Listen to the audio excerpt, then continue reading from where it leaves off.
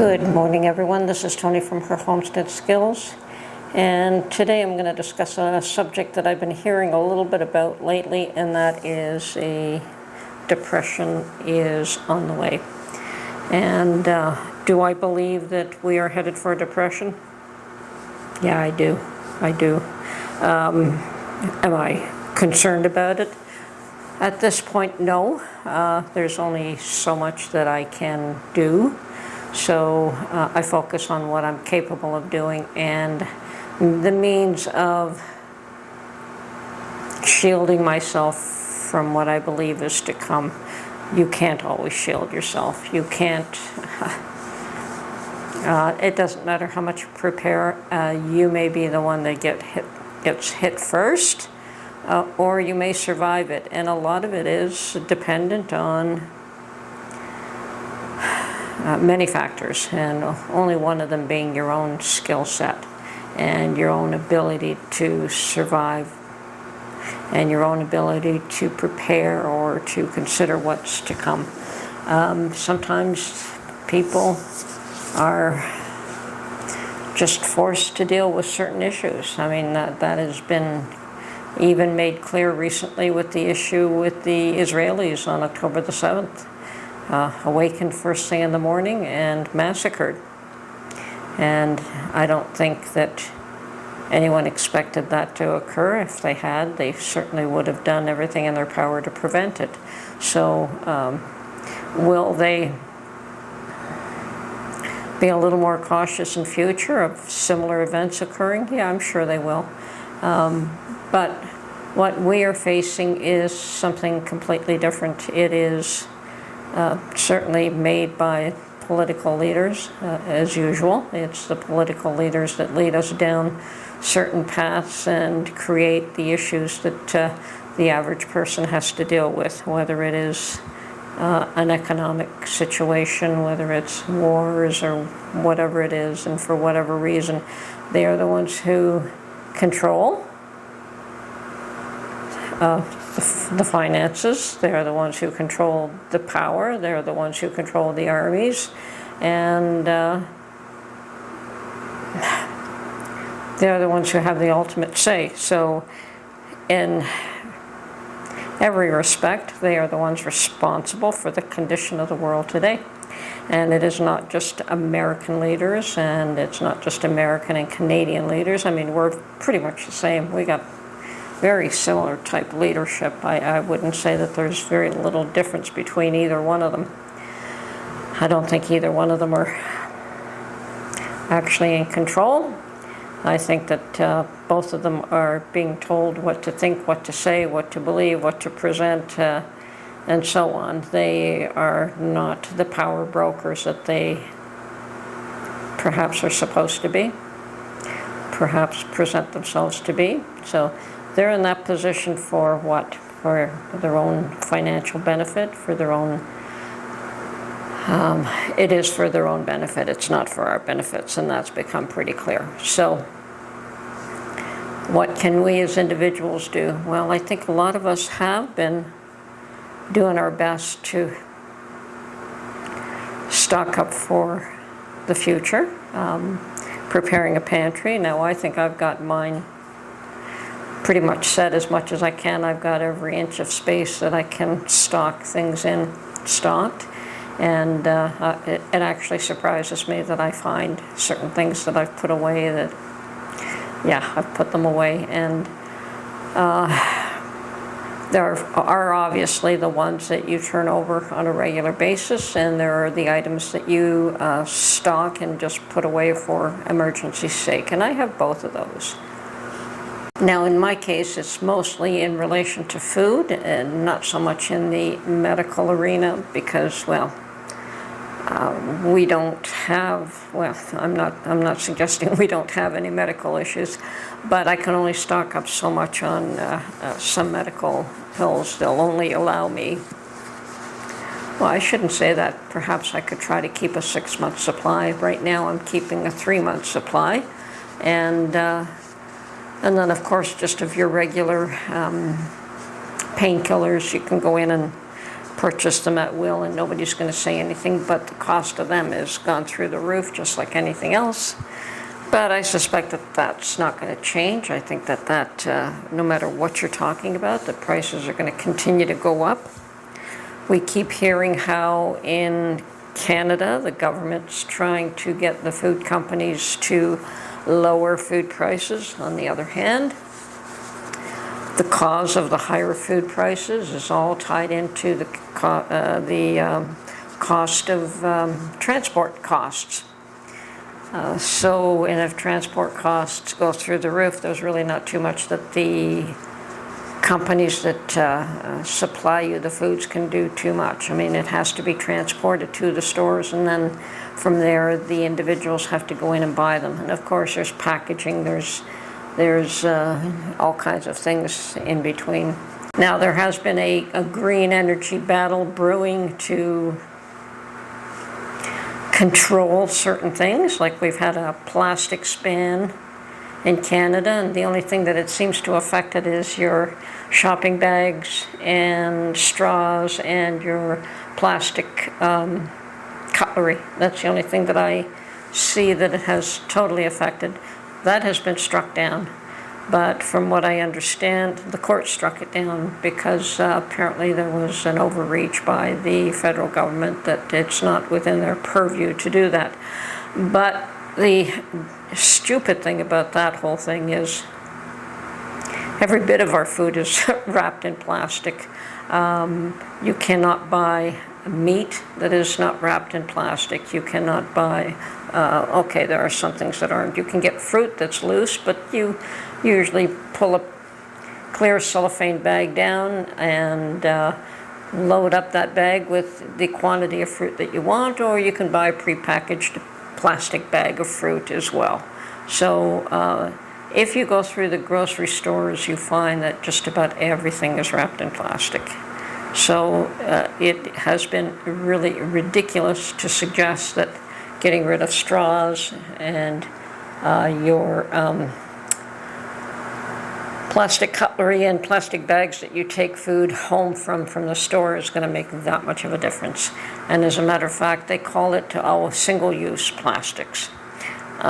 Unfortunately for a lot of us, those bags that we take the groceries home in the store from are not single-use.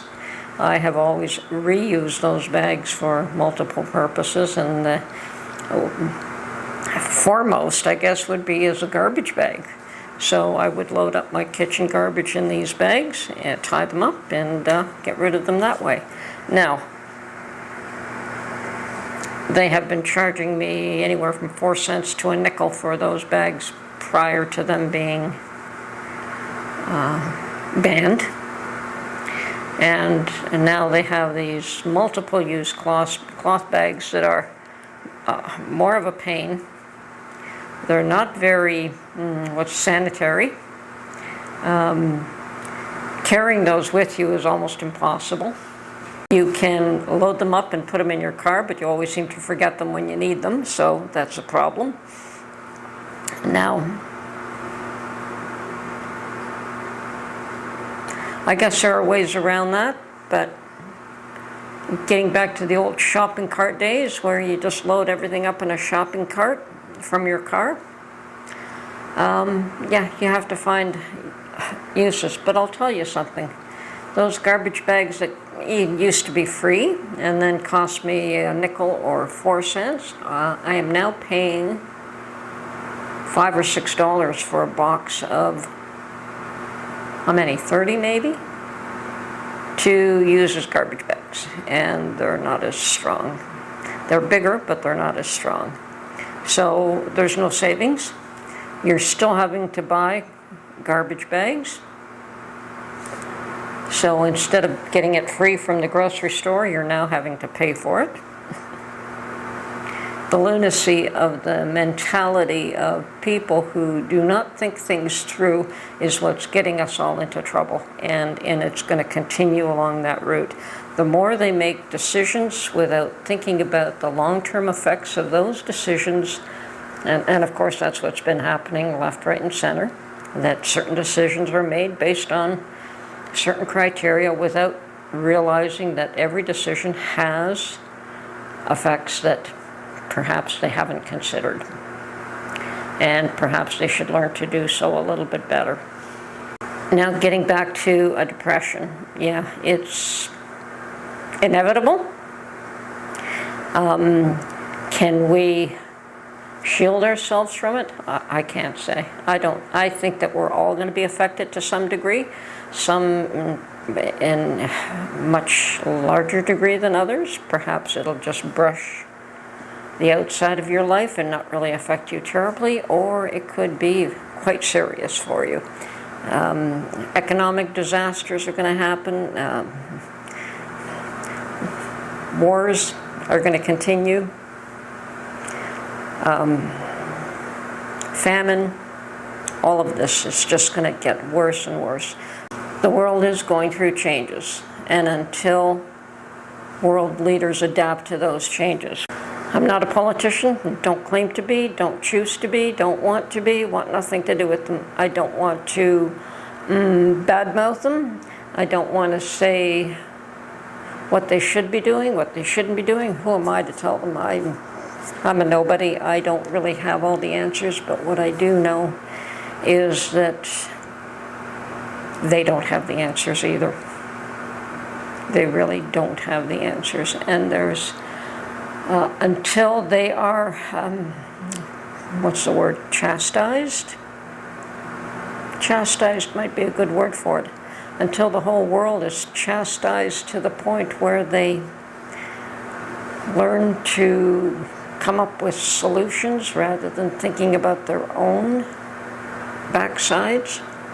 So we're seeing a lot of anguish, a lot of people in the streets complaining about this issue or that issue or the other issue, and unfortunately screaming and shouting and being violent and being disruptive and being destructive is not going to get people on your side, is not going to change things.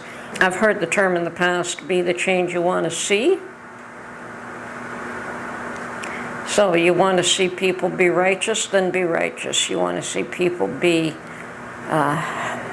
good and kind, then, and generous, then be that person.